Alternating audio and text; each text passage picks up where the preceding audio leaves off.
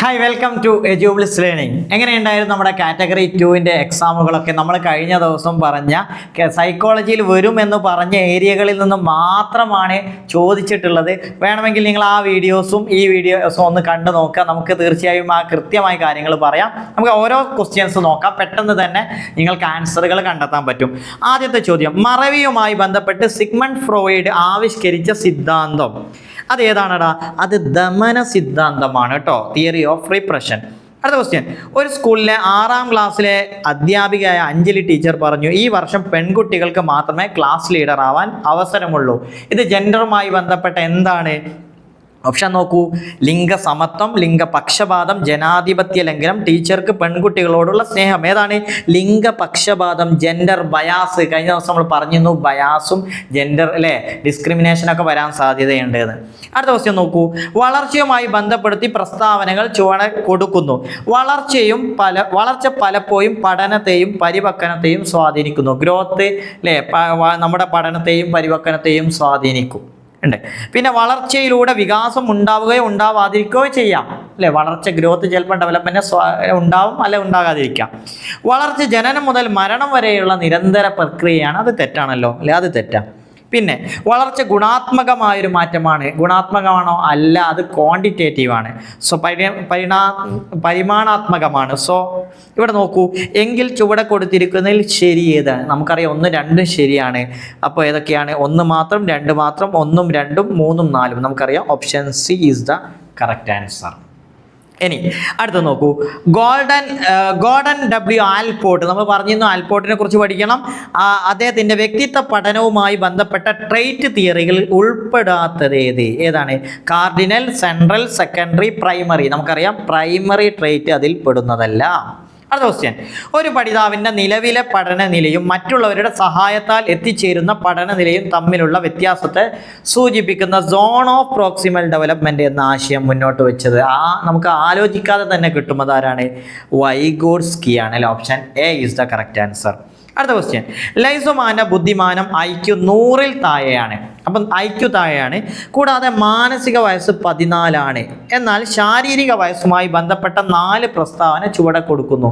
ഞാൻ ഇവിടെ പറയുന്നത്, നമ്മൾ പറഞ്ഞു IQ 100-ൽ താഴെയാകുമ്പോൾ നമുക്ക് അതിൻ്റെ മെൻ്റൽ ഏജിനേക്കാൾ കൂടുതലായിരിക്കും അവരുടെ ശാരീരിക വയസ്സ്. ക്രോണോളജിക്കൽ ഏജ് കൂടുതലായിരിക്കും, മെൻ്റൽ ഏജ് കുറവായിരിക്കും. ആ ഒരു സാധ്യത ഇവിടെ ഉണ്ടോ നോക്കിയാൽ മതി. ശാരീരിക വയസ്സ് 13, അവിടെ ശാരീരിക വയസ്സ് കുറവാണ്. ശാരീരിക വയസ്സ് 14, അത് ഈക്വലാണ്, അത് 100 ആണെന്ന്. ആ സമയത്ത് IQ 100 ആയിരിക്കും ഉണ്ടാവുക. എന്നാൽ ശാരീരിക വയസ്സ് 15, ശാരീരിക വയസ്സ് 16. അത് രണ്ടും നമുക്ക് IQ കുറയാനുള്ള സാധ്യതയാണ്, 14ഉം 15ഉം. കാരണം ഇവിടെ മെൻ്റൽ ഏജ് 14. സോ ഇവിടെ നോക്കൂ, എങ്കിൽ ലൈസുമാൻ്റെ ശാരീരിക വയസ്സിനെ സംബന്ധിച്ച് ചുവടെ കൊടുത്തിരിക്കുന്നതിൽ ശരി ഏതാണ്? ശരി 1, 2 ശരിയല്ല, 3, 4 ശരിയാണ്. അപ്പോൾ അങ്ങനെയുള്ള ഒരു ഓപ്ഷൻ ഉണ്ടോ നോക്കൂ, ഓപ്ഷൻ ബി 3, 4 എന്നിവ ശരിയാണ്. അല്ലേ, ശരിയാ ചോദിച്ചത്. അടുത്ത ക്വസ്റ്റ്യൻ, അധ്യാപന പഠന പ്രക്രിയയിൽ ഉപയോഗിക്കുന്ന ചില രീതികൾ ചുവടെ കൊടുക്കുന്നു. കുട്ടികളിൽ വിമർശനാത്മക ചിന്ത പരിപോഷിപ്പിക്കുന്നതിന് തികച്ചും അനുയോജ്യമല്ലാത്ത രീതി ഏതാണ്? ക്രിട്ടിക്കൽ തിങ്കിങ് അത് പ്രോത്സാഹിപ്പിക്കുന്നത് അനുയോജ്യമല്ലാത്തത്. Lecture method, brainstorming, discussion, debate. ഏതാണ്? ലെക്ചർ മെത്തേഡാണ്. ബാക്കി 3ഉം അനുയോജ്യമായതാണ്. അടുത്ത ക്വസ്റ്റ്യൻ, കേരളത്തിലെ പൊതുവിദ്യാഭ്യാസ വകുപ്പ് ആത്യന്തിക മൂല്യനിർണ്ണയം, അതായത് എന്താണ്, നമ്മുടെ സമ്മേറ്റീവ് അസസ്മെൻറ്റിൽ ഒരു ചേഞ്ച് വരുത്തിയിട്ടുണ്ട് 2025-26 അധ്യയന വർഷം മുതൽ. എന്താണ് ആ മാറ്റം? ഇവിടെ കൊടുത്തിട്ടുള്ളത് promotion to next higher class in each subject. ഓരോ സബ്ജക്റ്റിലും എത്ര നേടിയിരിക്കണം? Learner has to obtain at least a minimum score of 30%. അതെ, ഇപ്പോൾ അടുത്തൊരു നിയമം വന്നിരുന്നു, 30% മാർക്ക് വാങ്ങണം. അതുകൊണ്ട് നമുക്കറിയാം എല്ലാ വിഷയത്തിലും 30% മാർക്ക് വാങ്ങണം. സോ ഓപ്ഷൻ എ ആണ് കറക്റ്റ് ആൻസർ. മറ്റുള്ളവയൊന്നും വായിക്കണമെന്നില്ല, ഇതിൽ നിന്ന് തന്നെ നമുക്ക് ആൻസർ കിട്ടുന്നതാണ്. മറ്റുള്ളത് നോക്കൂ, 33% എന്ന് പറയുന്നുണ്ട്. അതുപോലെ കണ്ടോ, മിനിമം സ്കോർ 30%. എവിടെ വരിക? Language subject. അതുമാത്രമല്ലല്ലോ, സയൻസ്, സോഷ്യൽ പോലുള്ള കോർ സബ്ജക്റ്റുകളിൽ 30%. അപ്പോൾ 30% പക്ഷെ എല്ലാ സബ്ജക്റ്റുകളിലും. അടുത്തത്, ഒരു നല്ല ശോധകത്തിന് വേണ്ട, അതായത് നല്ലൊരു ടെസ്റ്റിന് വേണ്ട പൂർണ്ണ സവിശേഷത എന്താണ് ഒബ്ജക്റ്റിവിറ്റി ആൻഡ് റിലയബിലിറ്റി വേണം, വാലിഡിറ്റി ആൻഡ് വാലിഡിറ്റി വേണം, റിലയബിലിറ്റി ആൻഡ് പ്രാക്ടിക്കബിലിറ്റി ഉണ്ടായിരിക്കണം. സോ ഒബ്ജക്റ്റിവിറ്റി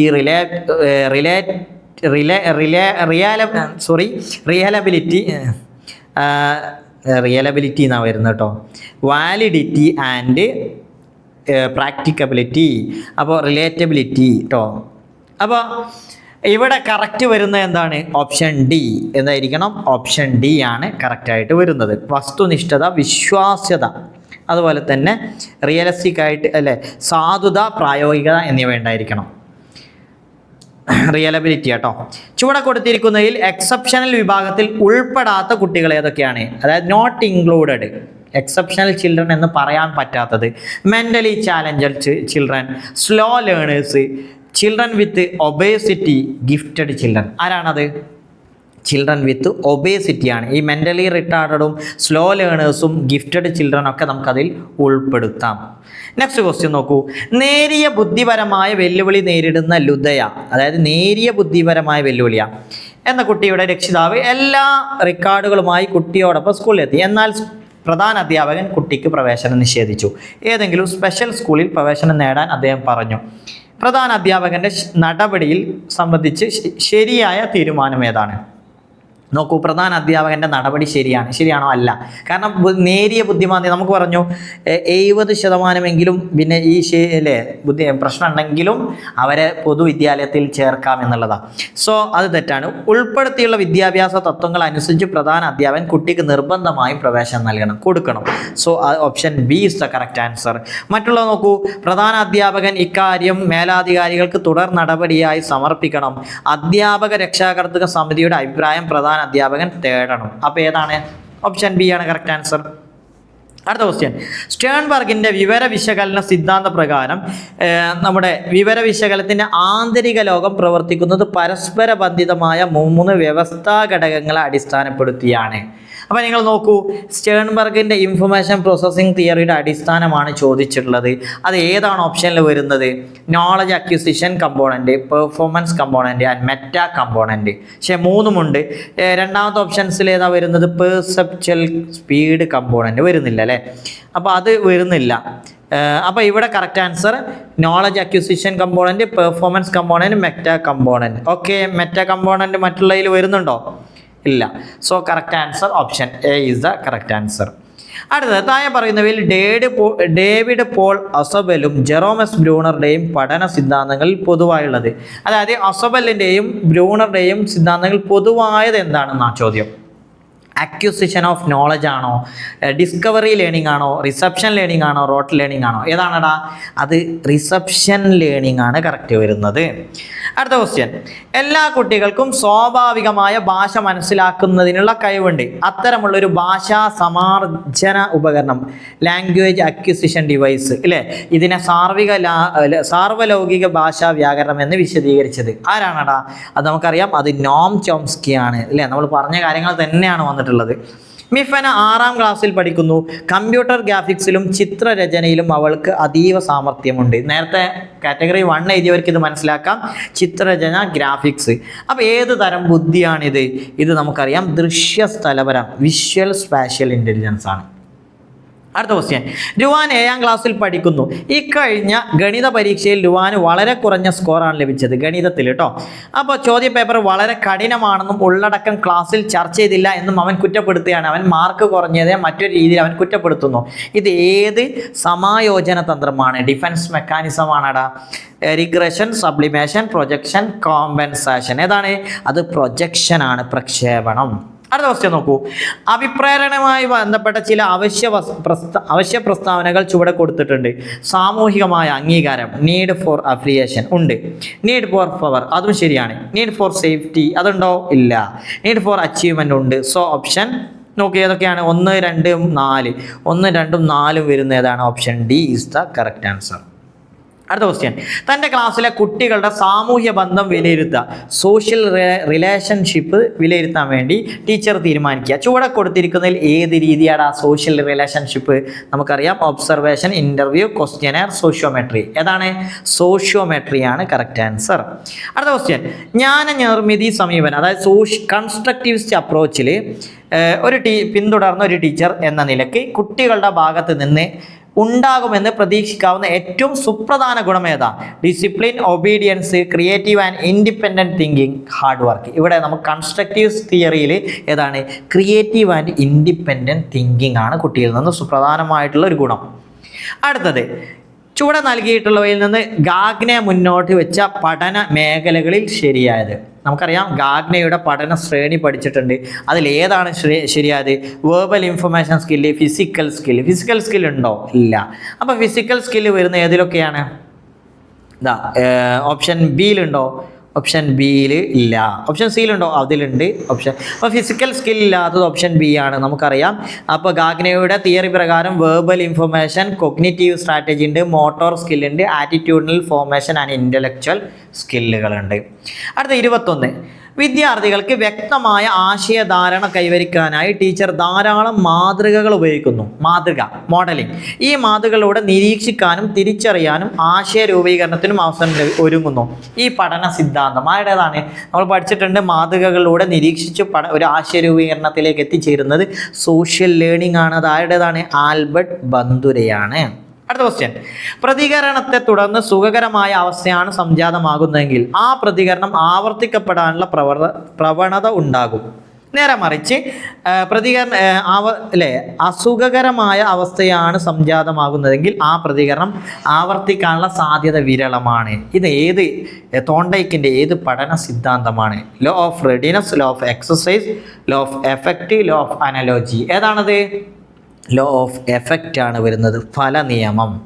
അടുത്ത ക്വസ്റ്റ്യൻ, ചുവടെ കൊടുത്തിരിക്കുന്നതിൽ സർഗാത്മകതയുടെ സവിശേഷത അല്ലാത്തത് നമുക്കറിയാം. അത് ഏതാണ്? Flexibility, originality, fluency, rigidity. ഏതാണ്? Option D is the correct answer. അടുത്തത്, മറ്റുള്ളവരുമായി കൂട്ടുകൂടാനും സഹകരണ മനോഭാവത്തോടെ പ്രവർത്തിക്കാനും അവരുടെ അംഗീകാരം നേടാനുമുള്ള ശ്രമം നടത്തുന്ന ഘട്ടം. ഇവിടെ ഫ്രണ്ട്ഷിപ്പ്, ഇത് നമ്മൾ പറഞ്ഞത് എറിക്സന്റെ തിയറി വരുമെന്ന് പറഞ്ഞിരുന്നു. കുറച്ചും കൂടി കൺസെപ്റ്റ് ഓറിയന്റഡ് ആയിട്ട് ചോദിച്ചതാണ്. ഫ്രണ്ട്ഷിപ്പ് ഉണ്ടാക്കുന്നു, മറ്റുള്ളവരുമായി കോപ്പറേറ്റ് ചെയ്ത് വർക്ക് ചെയ്യുന്നു. അത് ഏത് ഘട്ട? Initiative versus guilt, industry versus inferiority, identity versus role confusion, intimacy versus isolation. ഏതിലാണ് അത്? ഇൻഡസ്ട്രി കേട്ടോ. ഊർജ്ജസ്വലത അല്ലെങ്കിൽ അപകർഷത ഉണ്ടാവുന്ന ഘട്ടമാണ്. അടുത്ത ഘട്ടം. അടുത്തത്, കുട്ടികൾ രക്ഷിതാക്കളിൽ നിന്നുള്ള ശിക്ഷ ഒഴിവാക്കാൻ വേണ്ടി വളരെ നല്ല രീതിയിൽ പെരുമാറുന്നുണ്ട്. ലോറൻസ് കോൾബർഗ് നിർദ്ദേശിച്ചിട്ടുള്ള ഏത് ധാർമ്മിക വികാസ ഘട്ടത്തിലാണ്? കോൾബർഗിൻ്റെ ഘട്ടങ്ങൾ നമ്മൾ പറഞ്ഞു, നമുക്കറിയാം. ആദ്യത്തെ ഘട്ടത്തിൽ തന്നെയാണ് ഇത് വരുന്നത്. ഏത് ഓപ്ഷൻ നോക്കൂ? Conventional, pre conventional, post conventional. അപ്പോൾ രക്ഷിതാക്കളെ ശിക്ഷ പേടിക്കുന്ന ഘട്ടം നമുക്കറിയാം, അത് പ്രീ കൺവെൻഷനൽ ആണ്. Option B is the correct answer. അടുത്തത്, ഭിന്നശേഷിക്കാർക്ക് വേണ്ടിയുള്ള RPW ആക്ട് ഇന്ത്യയിൽ ഏറ്റവും അവസാനമായി പരിഷ്കരിച്ചത്. നമ്മൾ ഒരുപാട് ക്വസ്റ്റ്യനിൽ ചെയ്താണ്. ഏറ്റവും അവസാനമായിട്ട് വന്നിട്ടുള്ളത് 2016 RPWD ആക്ട് വന്നിട്ടുള്ളത്. 27, വായനാ വൈകല്യം നേരിടുന്ന ഒരു കുട്ടിക്ക് സ്വയം തിരുത്തലിനായി ചുവടെ കൊടുത്തിരിക്കുന്നതിൽ ഏതാണ് ഉപയോഗിക്കാൻ പറ്റുക? വായനാ വൈകല്യമാണ്. സോ എങ്ങനെയാണ് സ്വയം തിരുത്തുക? ടേപ്പ് റിക്കോർഡർ ആണോ, ഫ്ലാഷ് കാർഡ് ആണോ, മാച്ചിങ് ആണോ, പസിൽസ് ആണോ കൊടുക്കുക? ഏതാണ്? ടേപ്പ് റിക്കോർഡർ ആണ്. ക്ലിയർ അല്ലേ? 28, നിരന്തരവും സമഗ്രവുമായ വിലയിരുത്തൽ പ്രക്രിയയിൽ സമഗ്രത എന്നുള്ളത് വിലയിരുത്തൽ ഉറപ്പാക്കുന്നതിന് ഏത് വികാസത്തിൻ്റെ വിലയിരുത്തലിലൂടെയാണ് സമഗ്രത എന്ന് ഉദ്ദേശിക്കുന്നത്? അല്ലേ? അപ്പോൾ നമുക്ക് കോംപ്രഹെൻസീവ്നെസ് ഉദ്ദേശിക്കുന്നത് ഏതാണ്? ഏതൊക്കെ വികാസമാണ്? ശാരീരിക വികാസം, മാനസിക വികാസം, സാമൂഹിക വൈകാരിക വികാസം. മുകളിൽ പറഞ്ഞവയെല്ലാം കോംപ്രഹെൻസീവ് ആണെങ്കിൽ ഇതെല്ലാം വേണ്ടേ? So option D is the correct answer. ഇനി 29, വൈകാരിക ബുദ്ധിയുമായി ബന്ധപ്പെട്ട 4 പ്രസ്താവന കൊടുക്കുകയാണ്. ഇമോഷണൽ ഇൻ്റലിജൻസുമായി ബന്ധപ്പെട്ട് നോക്കൂ. നമ്മുടെ വികാരങ്ങളെ സ്വയം അറിയുകയും നിയന്ത്രിക്കുകയും ചെയ്യുക, അത് ശരിയാണ്. വൈകാരിക വികാസവുമായി ബന്ധപ്പെട്ട് ശരിയാണ്. സ്വയം പ്രചോദിതരാകാം, മോട്ടിവേറ്റിംഗ് അവർ സെൽഫ്സ്, അതും ശരിയാണ്. മറ്റുള്ളവരെ വികാരങ്ങളെ അറിയുക, recognising the emotions of others, dealing the relations effectively. So നമുക്കറിയാം ഇതെല്ലാം അതിൽ ഉൾപ്പെട്ടതാണ്. അപ്പോൾ ഗോൾമാൻ്റെ വൈകാരിക ബുദ്ധി സിദ്ധാന്തവുമായി ബന്ധപ്പെടുത്തി ചുവടെ കൊടുത്തിരിക്കുന്നതിൽ ശരിയായത് 4 ശരിയായ ഓപ്ഷൻ ഉണ്ടോ നോക്കി? ഓപ്ഷൻ ഡി കറക്റ്റ് ആൻസർ ആണ്. ഇനി അവസാനത്തെ ചോദ്യം, ചുവടെ കൊടുത്തിരിക്കുന്ന ഫ്ലോ ചാർട്ട് ശ്രദ്ധിക്കുക. നിങ്ങൾ നോക്കൂ, ഇവിടെ എന്താ ഉള്ളത്? അസിമിലേഷൻ, അക്കമഡേഷൻ എന്നൊക്കെ പറയുന്ന കുറേ കാര്യങ്ങളുണ്ട്. The basis of for cognitive development is conflict between assimilation and accommodation. Who put forward this theory? ആരാണ് ഈ തിയറി മുന്നോട്ട് വെച്ചത്? അസിമിലേഷൻ, അക്കമഡേഷൻ നമുക്കറിയാം, അതാരാണ്? പിയാഷെ ആണ്. അപ്പോൾ നിങ്ങൾ ആലോചിച്ച്, നമ്മൾ ഇത് കാറ്റഗറി 2 കുറച്ചൊക്കെ എന്തായിരുന്നു, എളുപ്പമായിരുന്നു. നമ്മൾ പ്രധാനമായിട്ട് വരുന്ന ഏരിയകളിൽ നിന്ന് മാത്രമുള്ള ചോദ്യങ്ങളാണ്. ചില ക്വസ്റ്റ്യൻസ് ഇൻഡെപ്തായ ക്വസ്റ്റ്യൻസ് ഉണ്ട്, എങ്കിലും നമുക്കൊരു 25-ന് മുകളിൽ മാർക്ക് ഉറപ്പായിട്ട് വാങ്ങാമായിരുന്നു. ഏതായാലും നിങ്ങളെല്ലാവരും എക്സാം നന്നായി എഴുതിയിട്ടുണ്ട് എന്ന് വിചാരിക്കുന്നു. നിങ്ങൾ അടുത്ത റിസൾട്ട് വരുമ്പോൾ നല്ല സന്തോഷം ലഭിക്കുന്ന ഒരു വാർത്ത നിങ്ങൾക്കുണ്ടാവട്ടെ എന്ന് ആശംസിക്കുന്നു. Thank you.